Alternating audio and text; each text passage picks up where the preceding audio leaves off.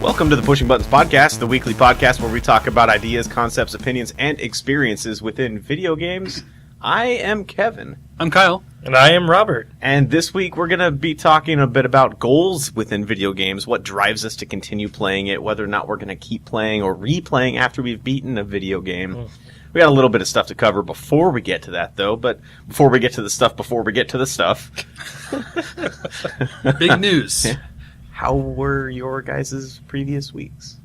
I will start first. So, surprise, surprise, the new Hearthstone expansion launched on Tuesday this week. Gasp. It's called the I did it Boomsday again. Project. I gasped and then said gasp. You got to do one or the other. Anyway, sorry, go on. Redundant. I haven't really had a lot of time to play it this week because it launched on Tuesday night, and then my brother flew in for us it's Thursday, but my brother flew in last night, so I spent time with my family. But from what little I played, I'm really enjoying where Warrior is at as a class. They've released a whole bunch of different new cards specifically for Warrior that promotes the control variant, like, the slow kind of deck. Sure. I know exactly what you're talking about. I'm shaking my basically, the new keywords are really fun. There's like magnetic, there's taunt. Okay. I do know what taunt is. Yeah, like Taunt. poisonous combo, that kind of thing. Okay. From what little experience you have. Okay. But for magnetic minions, basically it's only for the mech type. So if you have a mech minion on your board and you have a magnetic card, if you play it to the left of that minion, they fuse together. That's cool. That's so you have two minions that become a super minion. And it makes for an interesting way of playing. Maxian. I would watch that movie if DreamWorks made a Super Minion movie. I would watch that. I just visualized it in my head, and I didn't know if I wanted to laugh at it Or cry. with it or cry. Yeah. And essentially, I'm looking forward to experimenting more in the game as the months go on. Cool. World of Warcraft is coming out next week. They just released the final, World of gated Warcraft's content. been out for a while. Yes. The I expansion know I talk about it a lot. No, you said it's coming out next week. It's next week, yeah. Monday. Wait, did I misunderstand the question? You said World of Warcraft is coming out next week. Oh, I got you now. It's been a long day. World of Warcraft Battle for Azeroth is coming out next week. Wow. That's going to make no sense when I cut out that previous part. Oh, Jesus. Getting screwed by editing, man. I'm probably not going to edit any of this out. Just for you. That's great. So basically, it's it in the fan. The Undercity, you might know what that place is from when you played. It's way one back of when. one of the first towns you go to as the Undead. Horde. Yeah, the Undead. It's the Undead starting city, right? Yeah, basically it's been sacked. So the whole city's gone now. And, leading up to the expansion, there wasn't a lot to it. They pretty much just had a bunch of cutscenes for that specific scenario that you could queue up in. You could go in with 20 players, but it was badass. Like, you saw the Alliance, with full-on, assault towers, driving towards the Undercity. Huh. And there's a lot of cinematic production value in it. Well, when I say cinematic, I don't mean, the full-on cinematic. It's like the in-game cinematic. I got you. Because Blizzard's cutscene cinematics are flippin' fantastic. And speaking of that, the Old Soldier one was flippin' phenomenal with Sourfang. It's their latest cinematic. Okay. I know you guys don't know it, but it was awesome. It makes me really excited to see where the story goes. Cool. Can I talk about other things, like things I've read on the news? You're allowed to talk about things that aren't Warcraft related. I am super pumped up for Smash Brothers now. Oh, yeah? They announced Shovel Knight as a playable character in Smash Bros. Sort of correct. It's an assist trophy. No! Yeah. I was actually thinking about playing that game. I know. I was disappointed too. I love Shovel Knight. But I love Simon and Victor Belmont. That's going to be freaking awesome. That is really cool. Kevin is just crushed. And of course, they also announced King K. Rool finally, which is awesome because it's been a long time coming. Like, people have been clamoring for him to get in the game after Bowser and Meta Knight and DDD before him. So it's really great to see that representation in the game now. I'm really excited to see what more characters they announce.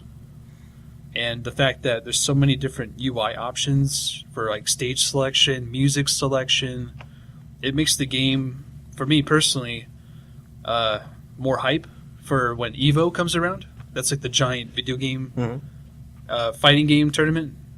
And that was badass. Flip? Flip as well. AF. Badass AF. I loved seeing Dragon Ball Z Fighter on the big screen. Like, it was the highest viewed like game in history. Like, there was 250,000 people watching it at once. Jeez.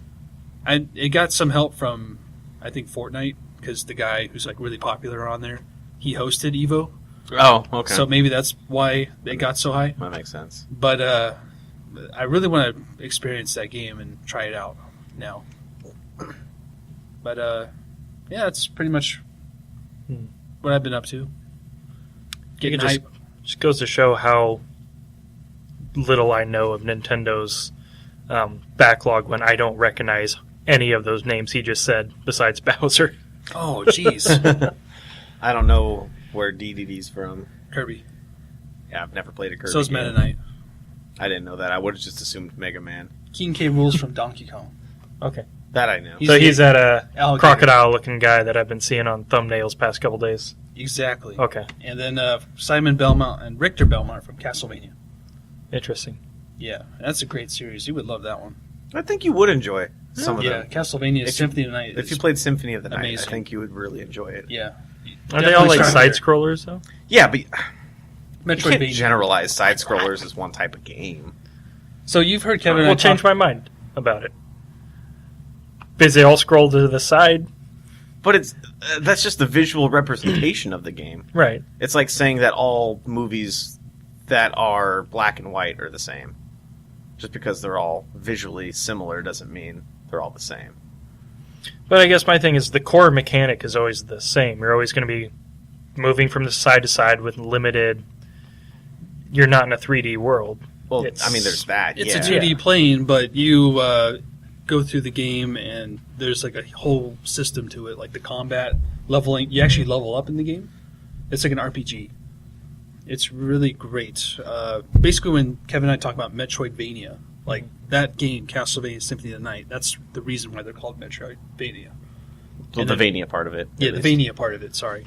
And then the Metroid part is, of course, from Metroid. A Metroidvania Obviously. is more about exploration than it is running to the right. It's, I don't know. Side-scrollers just never... Like, I started playing... Remember, I was playing Limbo. Yeah. I still haven't gone back to finish that. They always seem to have very limited appeal to me. That might be because of, and I'm just trying to analyze you here, analyze you, trying to analyze you a little bit. I'm thinking that might be because of when you started playing video games. Define me! Define me! Now that we're on the main topic of today's podcast... Friends reference. What? I don't get what Kyle is saying. Like, I was trying to make a segue. Like, this is the main topic of our podcast for today. Oh, okay. Yeah. Gotcha. It was terrible, I know. The best jokes are the ones you have to explain. Correct me if I'm wrong, but that might have something to do with the fact that you started playing games later, and games were 3D at the time. But I get that. I get that. I understand it, at least. Yeah. It kind of hurts, but I understand it. Like, I know a lot of purists and people like that are... There's a big difference between a game like Mega Man and a game like Sonic the Hedgehog, and they might not look different, but they are completely different in how they're played. Right. And even though they're both 2D side-scrolling games, or even like the classic Super Mario versus Sonic the Hedgehog, those two are similar in the fact that all you're doing is going to the right and jumping on enemies' heads. But even those are two totally different styles of 2D games. Yeah. I guess. That makes sense. I respect your opinion, though. Different strokes for different folks. Yeah. I hope you guys caught that Friends reference. I know you did, right? I didn't hear. I forgot. Define Me. I did not. It's the episode where Phoebe's dating the what are they called? Psychiatrist. I'm sorry. Okay. And like he's sitting down in the coffee shop with all the people, and all of a sudden he starts like pointing out their problems. And he like points out Chandler, how he uses jokes to defend and stuff. Yeah. He gets everyone all mad and depressed because he keeps pointing out their stuff. Right. Mhm. I vaguely remember that now. All right. Well, I do too, actually. that's what that "define me" thing was, because that's what he does. Anyways, let's see. I've been playing some more Witcher this week. Oh, yes. I've been waiting to hear more about this. Yes. I got further than I did the last time I played the game. So I'm making progress. I'm trying to finish it before September when Spider-Man comes out because I want to play that immediately. Makes sense. I don't know if I'll have time to do the game and Massive game. the DLC. But I'm going to try. But I'm in Novigrad now, and I'm looking for Dandelion. Oh, okay. So I'm on that main quest, and So I still have... you just like got it there, basically. Yeah, basically. Did you say gotted? You just got there, basically. Oh, I okay. got it there. But I'm gonna have to listen back to that. so still, I don't know what. That's probably a quarter of the way in. I would say about a third of the way. Third. All right. So Yeah, making the a next little bit of third is progress. Novigrad itself, and then the last third is Skellige, Gotcha. I would say. So that's the only gaming thing I've been doing this week. I have been pretty excited though. Been getting really back into comic books, and I got through Amazon the Hellboy omnibuses that have been starting to come out. Nice. And I've always been a big fan of the movies, and I've read the comics a little bit. But they're coming out with 4 omnibuses of the main Hellboy series and 2 of the short stories. And I got the first 3 omnibuses in the first short story collection. So I'm starting to read those. Cool. I'm super excited. And then Mike Mignola, the author and artist, he's going to be at our local Comic-Con next month. Nice. So I'm kind of hoping to go up there and meet him, but That'd be cool. yeah. And that's about all I've been up to. Nice. Yeah. I haven't still been playing very many video games. I've played a bit of Dead Cells since now it's out of early access, and I loved that game when it was in early access even. But even from early access to full release, there's a bit of a difference, and they actually put in a streamer mode where people watching a streamer can interact with the game and kind of try to help the player decide what path to go and what to do. Oh, interesting. It is such a fun game, though, and there have been other games that have done that, like viewer implementation into the game. But even without that, as somebody that doesn't stream, it's still a hell of a lot of fun. And Kyle, I think you would really enjoy that game. I know, before the whole controversy with the review thing. I didn't even want to talk about that. That's, another topic for another time. Yeah. It did catch my eye. It looks like it's a fun It rogue-like Metroidvania game. They call it a Roguevania. Roguevania. That's how they described it.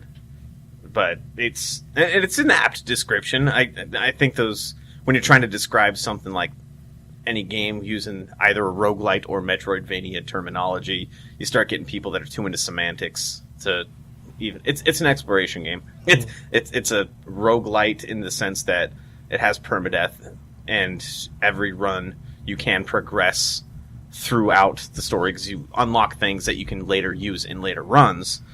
So it has an overall unlocking system and leveling system, essentially. Does the map stay the same? No.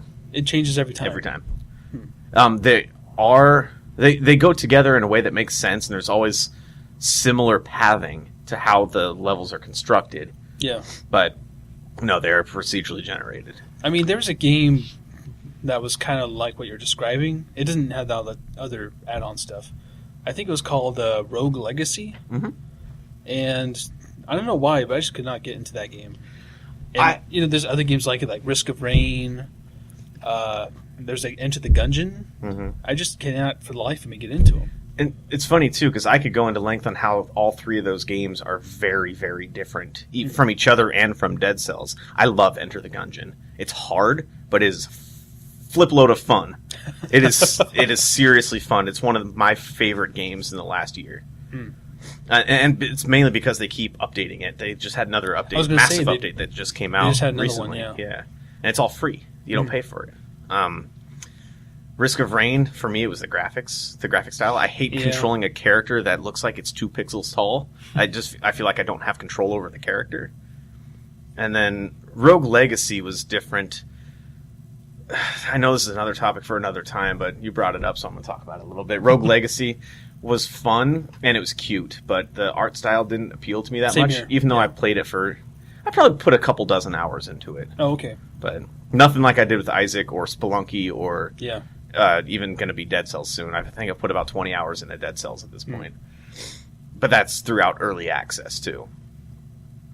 Other than that, I'm going to a local wrestling show this weekend, which by the time this episode airs, I will have already gone to.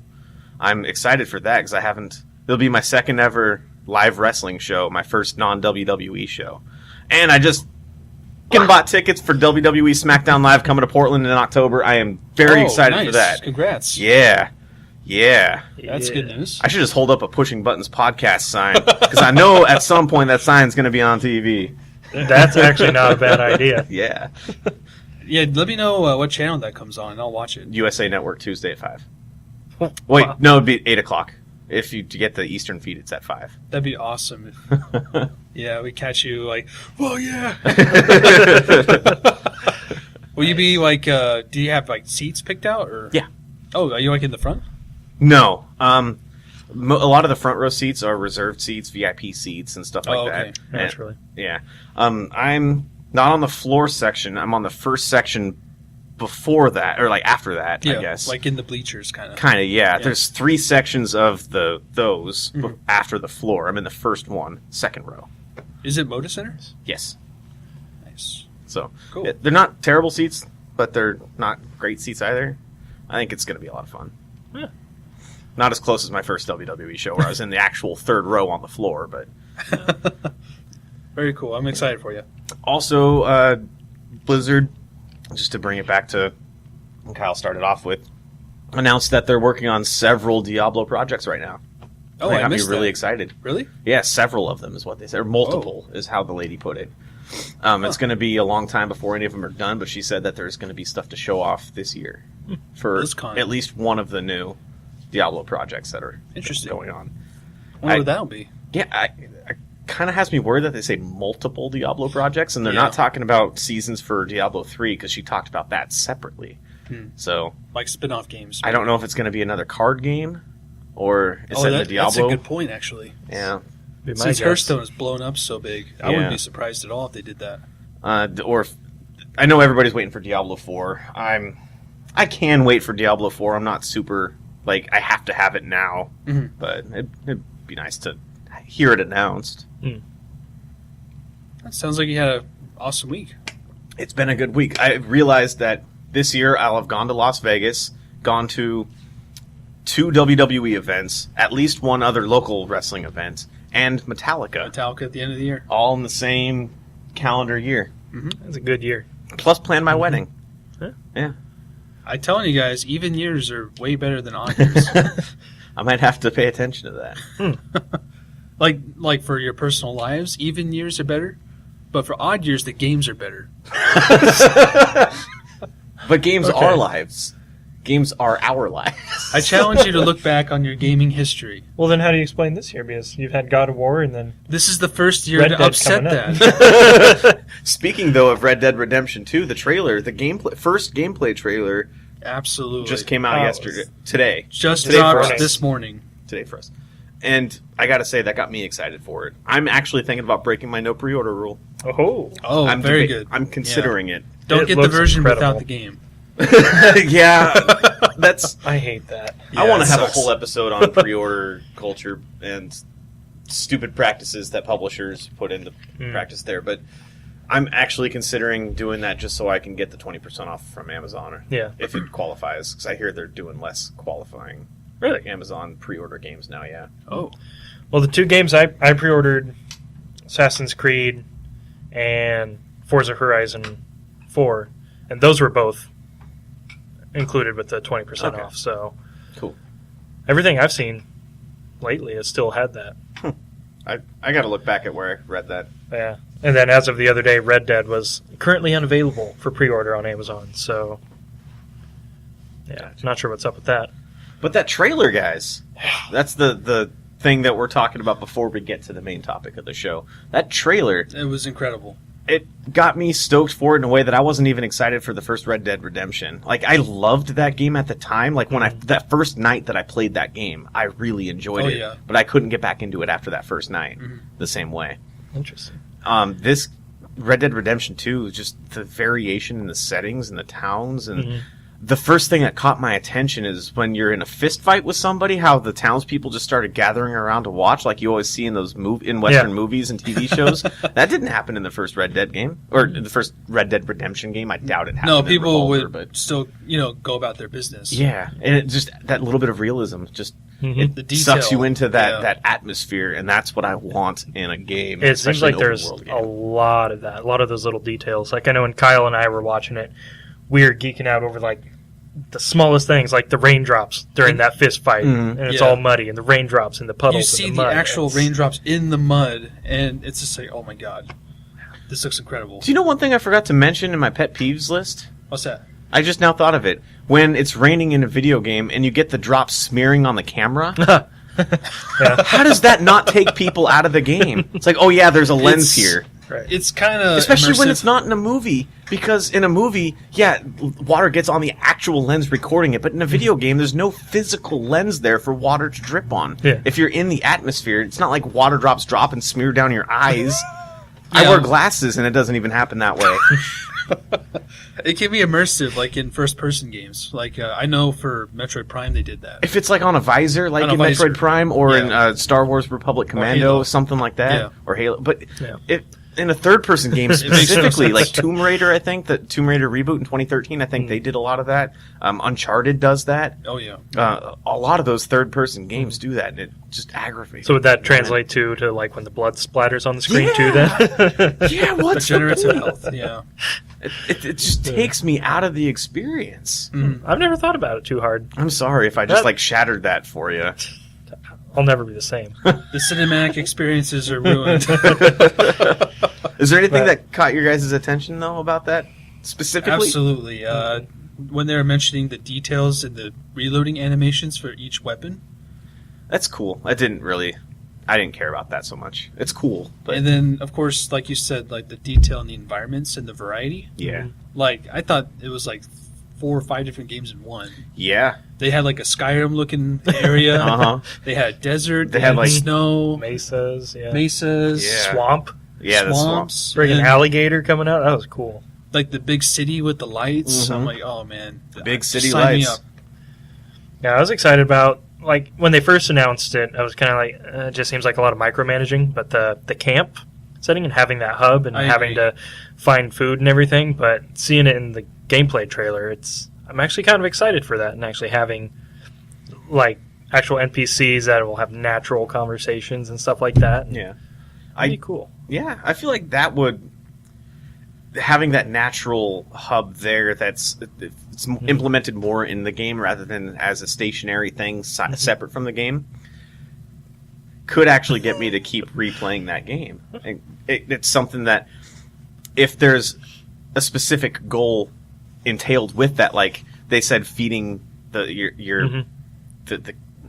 your crew, whatever Yeah. they called them, Your gang. your gang. Thank you. They called them a posse in the first one, but your gang Yeah. in this one, and making sure that they're happy, keeping your horses happy. Yeah. That was. Oh, that's another thing I forgot to mention. The horse animation. It looks really good. Like there was a portion where he's like turning around in his horse. Oh my god, I thought I was watching a real life horse. They made that look really good. I didn't care so much for how detailed the hair looked when he was brushing it, because, like I said, to Oh, the Tomb even Raider, then. the Tomb Raider reboot crashed my computer with her hair when I had the hair tessellation on. Well, this is on the PS4 Pro. I'm aware. I'm aware. And I'm like, hell yeah, sign me up. Graphics I don't care about, but the style of it I do. Is that what you're buying it on, Robert? Is PS4? I'd get it on my one because I like the controller better. But we gotta play multiplayer together.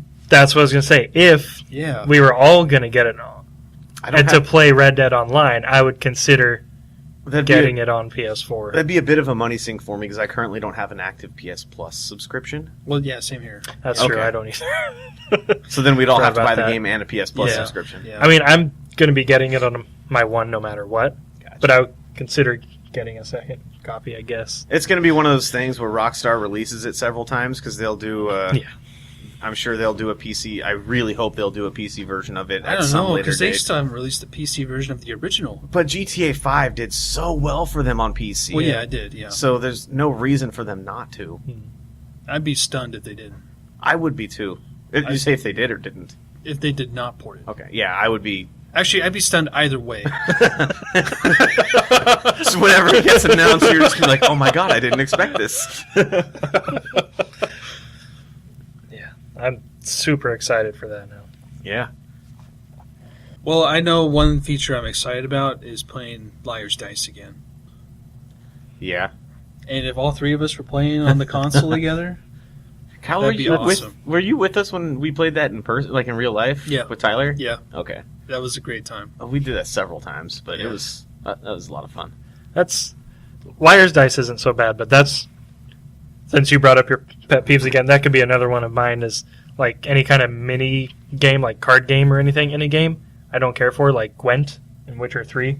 I'm just totally bypassing all that stuff. Either. I understand. Or like when there's casino games and stuff, it's not for everybody. I hate it when there's quests tied to it because then I feel like I have to do it and I don't want to do it. For me, none of them will live up to Pazak.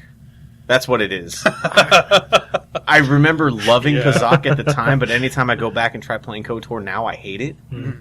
And I don't know why. Maybe it's my mindset now is different. But the one Liar's game Dice could be fun though. The best one of that is Triple Triad in Final Fantasy. That's the best card game in a single player game, in my opinion. I mean, I see why you hate Gwent though. It gets really hard if you don't really. It's boring. It's simple to understand. It's just a pain in the ass to do all those quests, and you don't want to do it. I totally get you. Yeah. Apparently enough people wanted to do it that they made it a separate standalone game that you can get outside. I did play the beta for that. Oh, yeah? And I don't know why, but it just wasn't thrilling. Like, Hearthstone has this like production value that Blizzard is so good at. Yeah. And for Gwent, like, it's just not there. Well, I do have to ask, tying this into the main topic, what does make you... I am legitimately curious about this. What does make you go back and keep playing Hearthstone?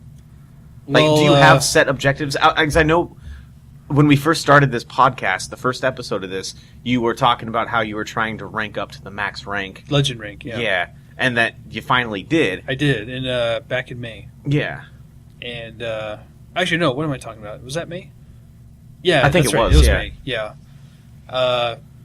Now I kind of just play to get to rank 5, more so to experience the meta, because I really enjoy creating decks that are my own. Okay, I get you. But to level in the ladder, you have to play like a home-brewed deck that's been made by somebody else that everybody's playing. Oh, okay. Because, that's the only way to rank up, is if you know the meta. Right. So you have to constantly play different types of decks. But I really enjoy like my own creations when I am able to do them at the beginning of an expansion. Gotcha. That's what I'm hoping to do more of coming up this weekend. Is because I only played Warrior so far. And so there's 8 other classes I want to try. So each new expansion or each new season for the rankings, that's kind of like a new puzzle for you to figure out. Yeah, basically each game is like that, and that's what I enjoy about it. Okay. It's just like a brain... Like you guys play Picross? Yes. Yeah. I mean, I imagine it's a similar thing. Like you enjoy solving the puzzle of the day or whatever. Yeah. Mm-hmm. Yeah. I get that.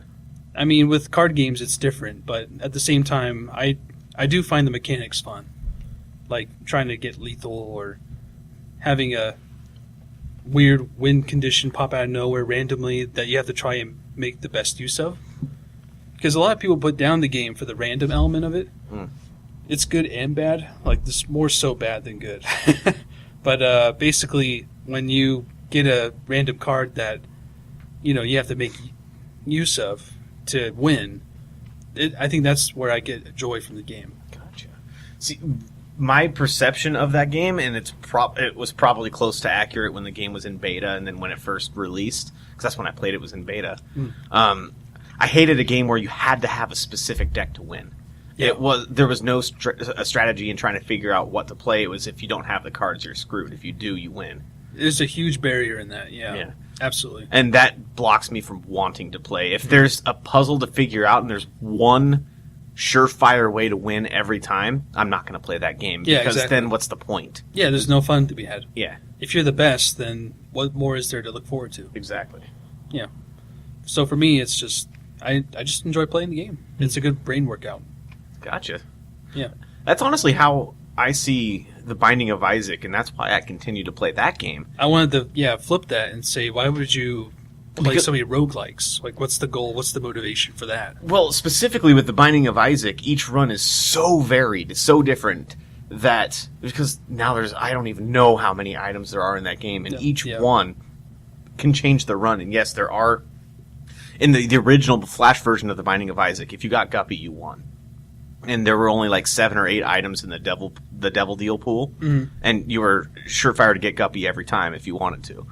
But now that there are so many items, and there's good items and bad items, mediocre items, and you have a higher chance of seeing the lesser of the items and stuff, it's just so much variation that every time you play it, it can be a completely different experience. And trying to figure out the item synergies, how they all work together with one another to make your run more fun, and experiencing new ways to die in Spelunky is one of my favorite things to do in that game. See, that's where I kind of differ. Like, with Binding of Isaac, like, you want to build, like, the ultimate build. Right. So you can steamroll the game, at least in my opinion. That's not how I play it.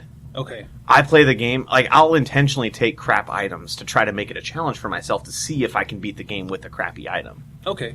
I don't do that all the time, but about half the time I do that. I'd be like, this item sucks. Tiny Planet is an item that makes your tears revolve or like circle around you instead of just shoot straight forward.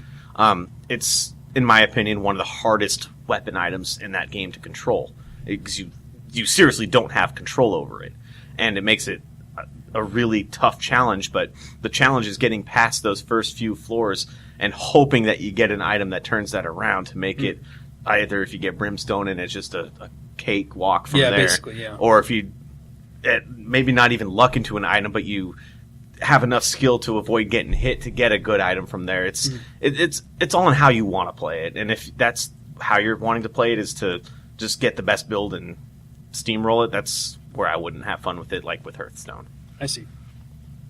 And other roguelites are the same way for me. What would you say, like, Spelunky has more variety than Binding of Isaac? Absolutely not. Spelunky is not meant for its variety. Spelunky, there are like 9 items in the game. And yes, they can change how you play the game. The jetpack and the cape give you more mobility. The pitcher's mitt gives you a little bit of mobility in how you interact with things and how you throw things. But it's all that game is all about learning the mechanics of the whip, the jump, and run.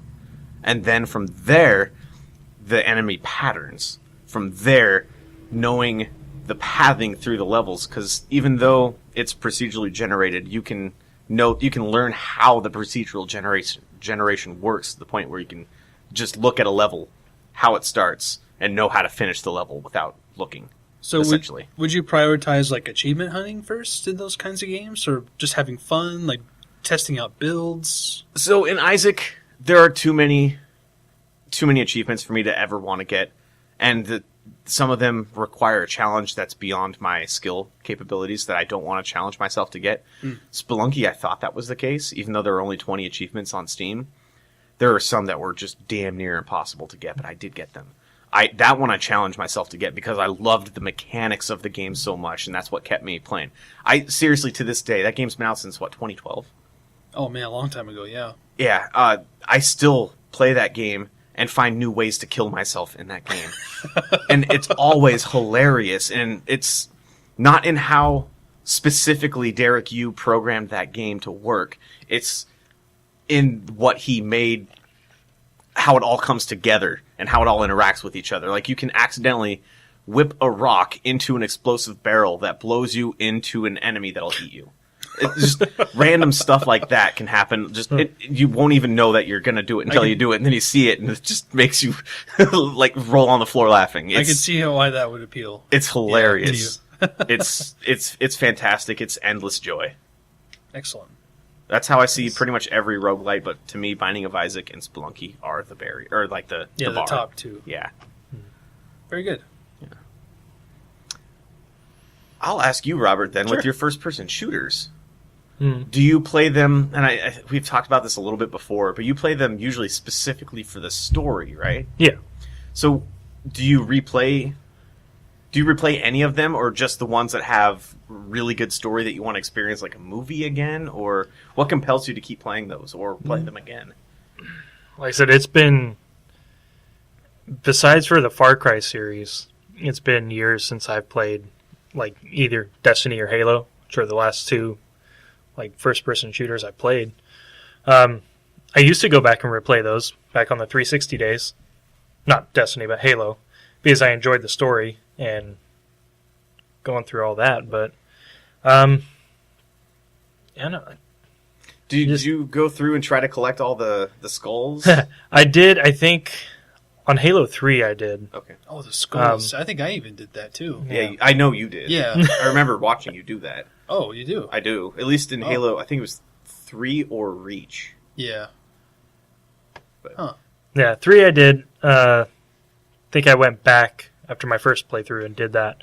Because I remember there was ones where it was like Nathan Fillion voiced a couple of characters in that game, I think. And so I wanted to... In Halo 3. Oh, Halo 3. Yeah, oh, that's right. Not like a main character. He was, right, okay. You know, like you could always find those secret areas where they had like yeah, two soldiers talking or whatever, and I That's just an sit there and underrated listen game. to them. And but yeah, it's just for the story. Like I don't go out of my way to do achievement hunting anymore. gotcha. I'm the same way now myself. Yeah, I just when they come to me in my natural play, it's cool. Or if I like look and I see I'm close to something, I'll try to get it. But pretty much it's the story that drives me the entire time. If a game had a lackluster story but mechanics that were really fun to play, like Far Cry 3, or I don't know how any of the Far Cry games were past that. That was the last one I played. But for me, I could go back maybe in 5 years from now and play Far Cry 3 again and have a good time with it, simply based on the mechanics of the game. Is that something that you would make you replay the game again? A game that you enjoyed the mechanics of, but the story sucked? I'm trying to think of any examples. Far Cry 3. No, I'm just kidding. I didn't remember hating the story or thinking it was bad or anything.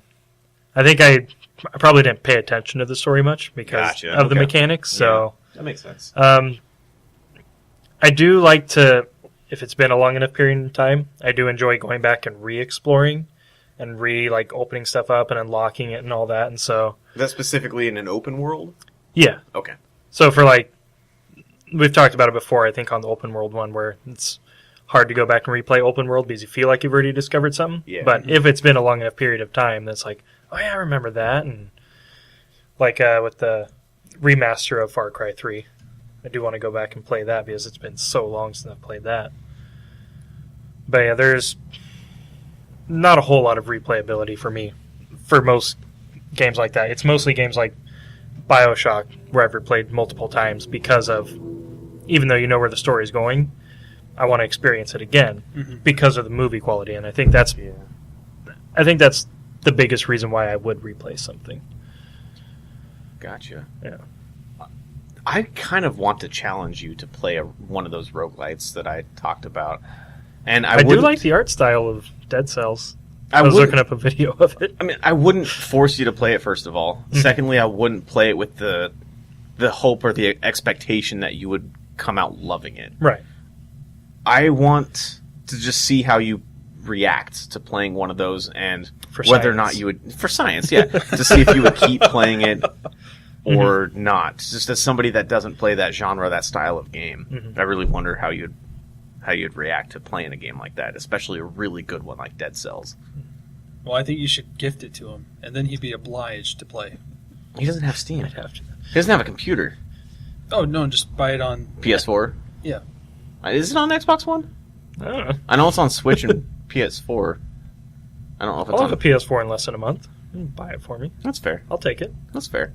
I might actually do that. Oh, we gotta do like a Christmas episode where we exchange gifts. That would be fun. That'd be fun, yeah. Oh, that would be fun. I like that. That would. That'd be fun. That'd be like fun. ultra that'd be fun. We'd push each other's buttons. I like it. I think I would enjoy experimenting with that, though. Like I said, I did a little bit with Limbo, and I don't consider them the same style of game. but see, to me, that remains to be changed in my mind. So Limbo's a puzzle platformer, Mm-hmm. but yeah, semantics. It's fine. it's fine. I would really be curious to see. See, I feel like it'd be hard for me to continue playing a game like that because to me, there's not a good enough goal at the end for me to get to. It's not just I don't care about just finishing the game. I think in those games the goal's not as apparent. I want to go on a soapbox about roguelites, but I'm going to save that for another time. Let's dive into like goals in linear based games. Okay. Like, what compels you to pick up a narrative? Like for a game like that, like what hooks you onto the game's narrative? Like what's driving you to complete the narrative? Setting and characters. Would you say is it gameplay related? No, Mass Effect had terrible gameplay. The shooting mechanics in the first Mass Effect were terrible, but the characters and the setting and the environment and the writing was fantastic. So I played that one 5 times. Would you say for you, Robert, is it more of that cinematic experience, like which you gravitate towards, that kind of compels you to finish a game? Yeah, I think a lot of times it's hard for me to start something and not finish it, even if I'm not enjoying it that much, because I don't like leaving things undone, especially if it's a story. Even if it's terrible, I want to see how it ends. Yeah. I don't like leaving it hanging. So, that was a question. Sorry. Well, let me give you my point of view. So, I find it more so like my goal in playing a linear-based game is to master the mechanics of the game. So kind of like what you were saying with your roguelikes. You like to experiment with builds. You get joy out of it. Mm-hmm. Like for me, I love like maxing a character in a game. That's like one of the most finite points of where I feel satisfied in that particular game. Like for example, the latest God of War game. Like I 100%ed the hell out of that game, and I will have to say like it's even above Dark Souls for me. Wow. Which is saying a lot. Wow. Because fighting those Valkyries, it took everything I loved about Dark Souls, but it gave it a lot higher like satisfaction in completing those challenges. Gotcha. Because the reward you get for killing them, like you feel like a freaking badass, but you become an even bigger badass from all the stuff you get from them. Yeah. In Dark Souls, it's kind of like that too, but you just get like a currency to level up your character. Gotcha. You don't necessarily get weapons or abilities. You just learn move sets that are already programmed into the weapons. But in God of War, you actually get equipment that like changes your playstyle. And for me, I just really love it when a game like pushes you to the wall, and the only way to get through is to push back. And that's what ultimately drives me to complete a game, is to overcome that challenge. And on that topic, there's something that I dislike in linear games, and that is a leveling system. Hear me out. God of War did it in a way that I liked a lot, because you didn't have... The only level that you had was kind of like a total summation of the gear that you had equipped, and you find gear in the same way you would in any other linear game. Like upgrading your gear, you find it. Mm-hmm. You don't have to unlock it. Yeah.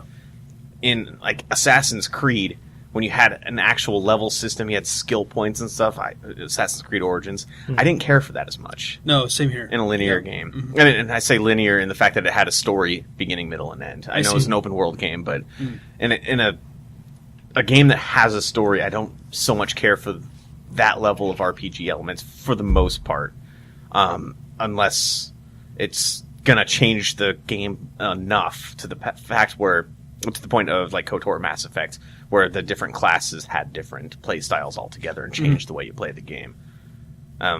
When Assassin's Creed does that, it's probably why I'm not going to get the Greece one. Odyssey. Yeah. I'm probably not going to get that because I don't. I'm still waiting to see, but it's way too close to Red Dead Redemption 2. Yeah, well, not just that, but like they're going more RPG anyway. With it. Yeah, as well. Which I thought I wanted that. I really did. And after playing Origins, I'm just now realizing that's not what I want. Assassin's Creed game. I want a more confined experience that has a good narrative to it, because that's what drew me into Assassin's Creed to begin with. Yeah, I agree. They could go back to that. It's going to take a long time, I think. I mean, in this current cycle, we're only on the second game, so we got at least 2 more. Yeah, I think. One thing I do love doing in linear games, or even, I guess, especially open world games, is trying to test the boundaries. Like, I'll keep trying to find ways to get outside of the world or to do stupid, ridiculous things. And this comes from my old school first-person shooter days of strafe jumping, something as simple as moving faster than you're supposed to be able to move. Like Quake 3 Arena was the first game that I experienced where strafe jumping was a normal way of moving. And if you don't know what that is, Robert, it's when you... Do you know what that... Yeah. Okay. It's... Just simply put, you're moving faster than you were originally meant to move. Just ever since then, I've always wanted to figure out these little things in that style of game to make it kind of more fun and play outside of the boundaries that they had set for me. That's kind of like my F you for giving me this stupid, bland game. I'm going to try to have fun with it. I kind of do that with first-person shooters a lot. I do too. I think what's great about those is, when you first play a first-person shooter, each one's different because the handling is different for how the gun moves on the screen in relation to your controls. And I love, just the climax of the narrative for a first-person shooter, because you have the widest variety of weapons to use, and you have these huge set pieces where you just blow enemies out of the way. Like Wolfenstein New Order was freaking awesome for this. There's this shotgun you get later in the game, and you just mow these enemies down like nothing. And you feel like a master of the mechanics, and as well as your character, how it moves. Like you were mentioning, strafe jumping,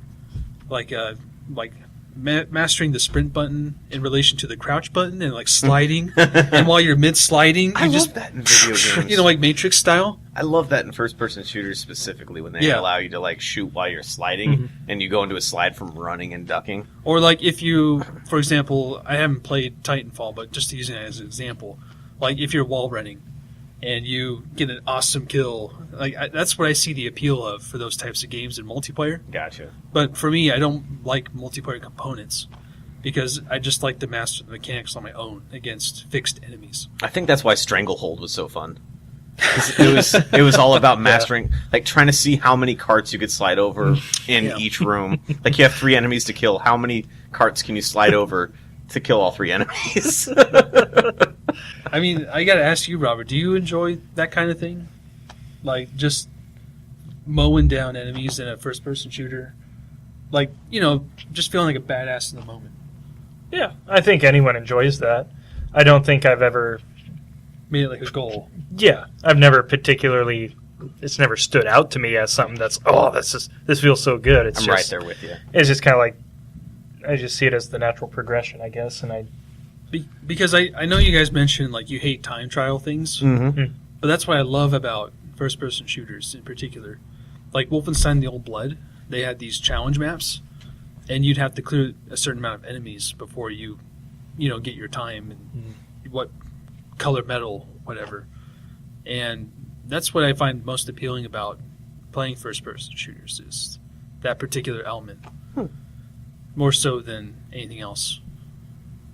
I don't know about you guys, but I know you don't like multiplayer games. With Red Dead Redemption 2 coming out, what would you feel is the motivation for that? The main goal for that? For the multiplayer? Yeah.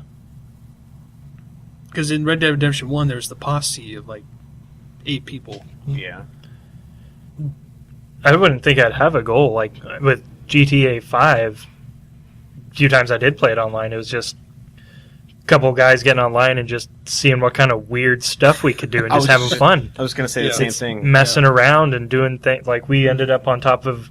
There's, like, 4 of us, I think, on top of one of those giant wind turbines. We were just up top, and we were, like scaring each other, and then we were taking turns, like, shoving one guy off, and then he'd, like, fall down onto the part, like, connected to the blades, but he didn't fall all the way down. But you son of a bitch! And, like, that to me, not... I don't like competitive multiplayer. Yeah. But that kind of social multiplayer, I can get behind. It kind of goes along with what I was saying about testing the boundaries of a game. And Yeah. I do enjoy that in multiplayer. That's the one type of thing I enjoy in multiplayer. Exactly, yeah. And that's the only reason I think I'd ever played No Man's Sky in multiplayer, is because of how open and free that world is. It gives you free reign to do whatever the hell you want with 3 other people. And you could create all sorts of weird stuff. Like Sean Murray posted that little GIF on Twitter. I think it was him that posted, of him climbing up like into the atmosphere, like building a building up to the atmosphere and diving off of it. And he was like diving down for, I think it was like a minute 20 seconds or something like that. Yeah. And landed in a little pond and didn't die. Just stupid stuff like that. I enjoy that kind of that's stuff. what I would enjoy from multiplayer in that, if that were to happen. I think that's what made me call Star Wars Galaxies one of my favorite games of all time, if not my favorite game of all time, was that social aspect of just screwing around and living in the Star Wars universe. Exactly, yeah. And you could just hang out in a cantina and virtually drink and listen to music and just chill with your buds. You know, just take the inconvenience of going out and getting drunk. Exactly. And just do it from home in the comfort of your own home. If you're at a bar and you get pissed at someone, there's going to be a fight or there's going to be hurt feelings or something. You just turn off your computer if you don't want to talk to those scumbags anymore. No big deal. Exactly. You know, just turn it off. No drama. Exactly. Kevin, I think you're more so about finding the thrill of the moment. Like, for example, with your builds, like you specified, like how you would experiment with different ways of different items, synergies. Synergies. That's a good word. Perfect. And also, like the mechanics of the game being used against you in a funny way. Like that's what I think you seek the most in your gaming style or your gaming choices. Even in a game like Life is Strange, I try to go out of my way to do stupid stuff. Oh. Like, can I interact with this? Can I talk to this person? I really want to choose something else here, but the option I want isn't listed. Stuff like that. And Robert, I think for you, it's to just turn off your mind and just get sucked into the story. Like, you just love experiencing that line. You like experiencing that narrative, Yes. that beginning, middle, and end, and having that conclusion, that satisfying story end, is what you seek. Yes. Kyle, you're about feeling like the big man on campus in a game. Empowered. Yeah, Exactly. You want to be stronger, bigger, badder, faster than the enemies Absolutely. in the game. Yep. And that's what drives you to play. No, I don't think any reason to play a game is a bad reason. Even any reason beyond, unless it's cyberbullying, that's a terrible reason to play a game. But if you're having fun playing a game and it's not harming anybody, there's no wrong way to there's no wrong way to play a game. I don't know if I can even quote that. You didn't say it. It's fine. You know, I'd have to agree with that. I think for each of us, there's a set way to play a game. Like, I know there's a lot of instances where developers would be like, you have to play it this way. And there's a lot of people who just say F you. And That's why PC games with mods are great. exactly, like, that's a great example. Like, I don't know, you don't mod anymore, really. No. But what would you say was a motivation for that? That was just to find new ways to play a game. Basically to kind of put your own spin on it. Well, I didn't. I Creatively. fiddled around with trying to make maps in Quake 1, and the only one that ever was close to fully finished was... I did 2. I called one Tricks and Traps, which was an ode to Doom 2's Trials and Tribulations map. and that was just all about trying to create puzzles. They were really stupid, and I never even got close to finishing that level. But it was kind of my ode to Doom. And then the only other one I started doing was the WCW Monday Nitro Arena.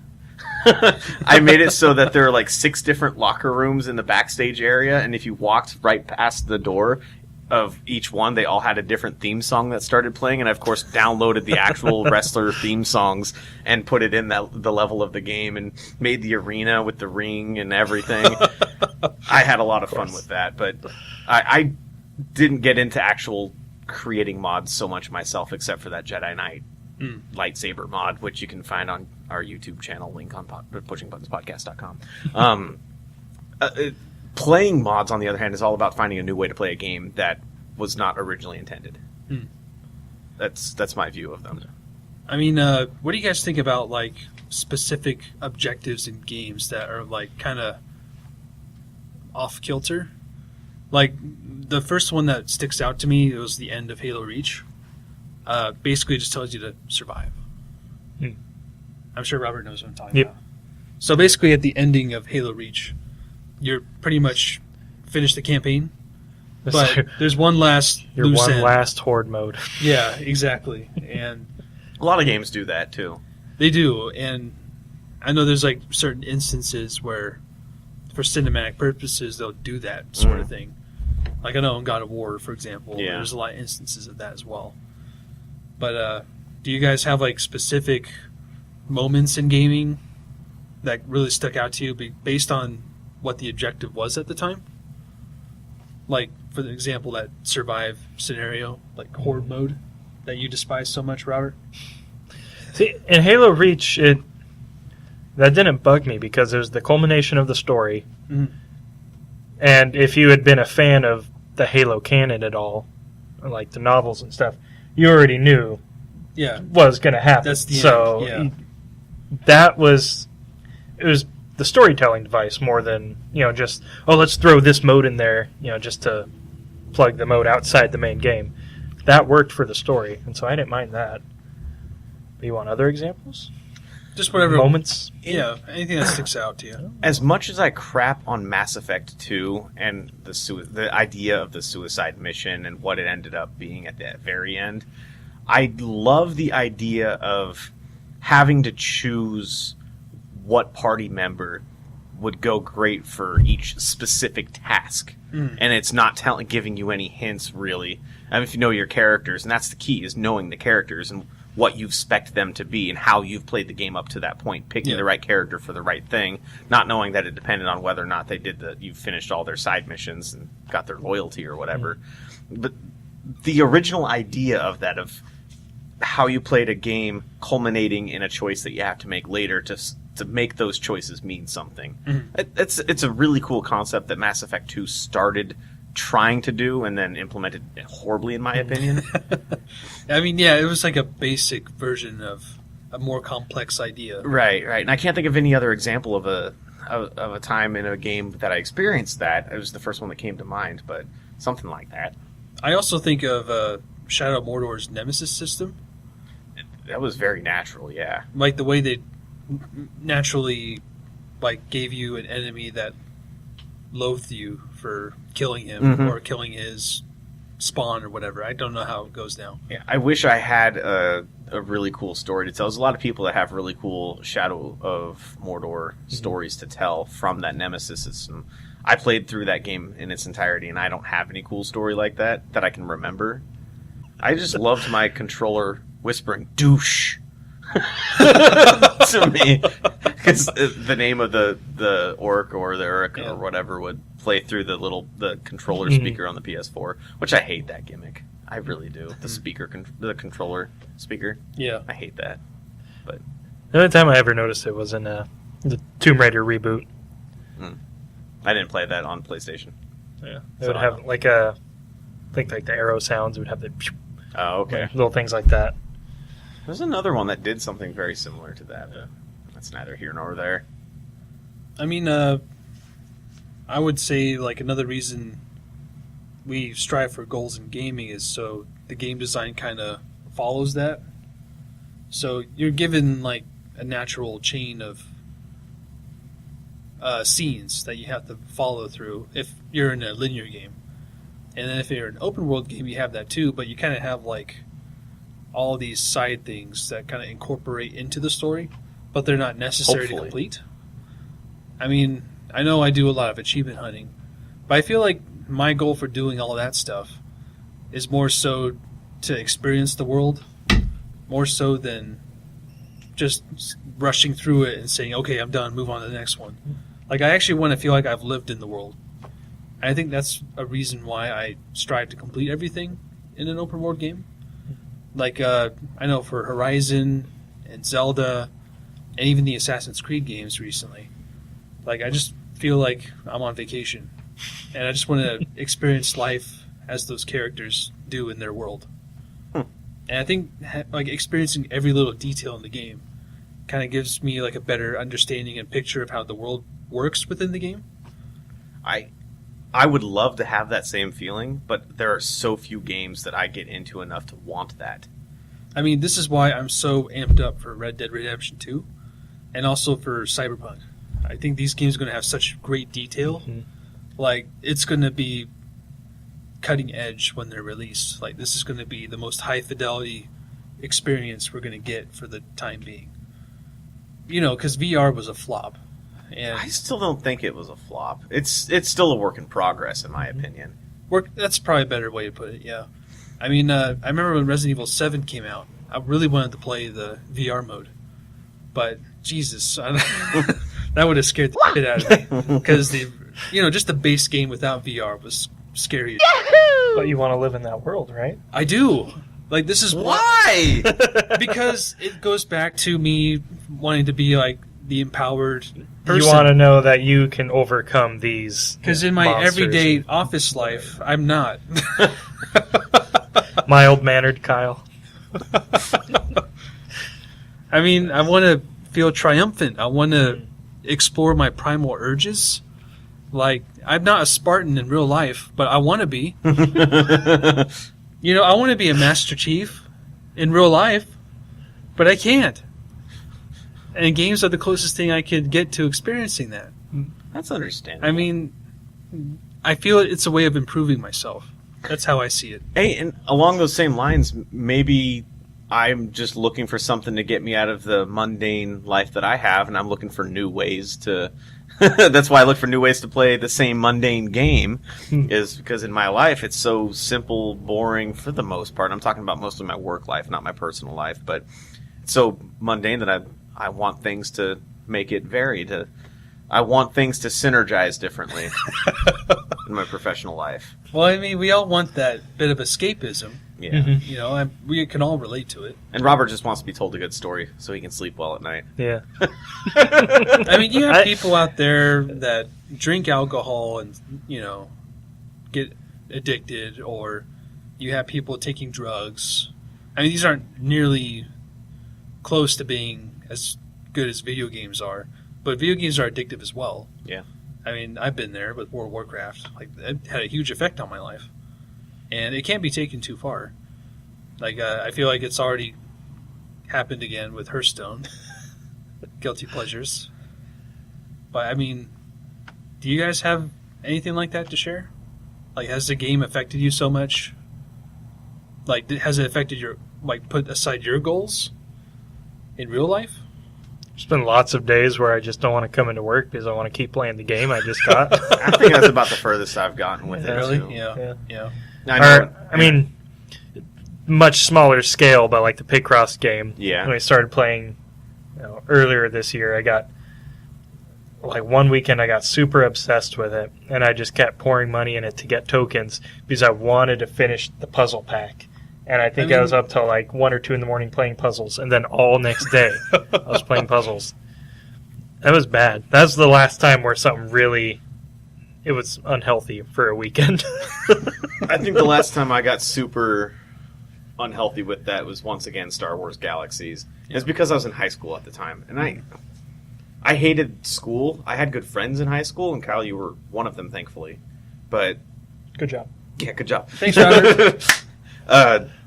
that was the thing I looked forward to. Anytime that I would go to school, I'd be like, I just want to get through this and not do my homework so I can go home and play Star Wars Galaxies and escape what I'm doing right now. Basically, yeah, with World of Warcraft and me. Yeah. Yeah, That's, absolutely.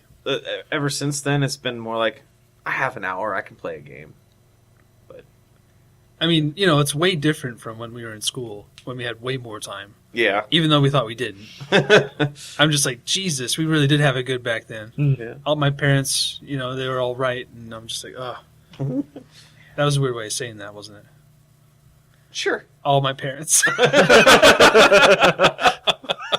I didn't catch that. I'm glad that you caught that. Well, I thought you were going to chime in. But No, I think I've made fun of your missteps in speaking enough today. Oh, my parents. Yeah. I like it. This is a very general episode. I enjoy this. I think we should have more episodes like this where we just Off have the a cuff. have a more loose talk than something that we plan ahead of time. This was fun. Just something that's more broad, Yeah. not something as tightly focused. And I'm glad that it's still something that people listening to this can contribute to the conversation. And how would said people contribute to this conversation? Well, Kevin, they can check us out on Twitter at PushingButtonsP. Ding. You can leave us a comment there. And message us. they can also subscribe to us on CastBox.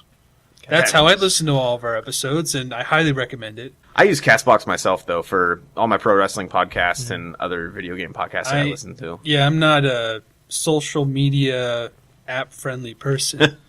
So for my old-fashioned ass, I love CastBox. Old-fashioned. A lot of people use Apple products and iTunes. We're on iTunes. There. We're on Google. We're on YouTube.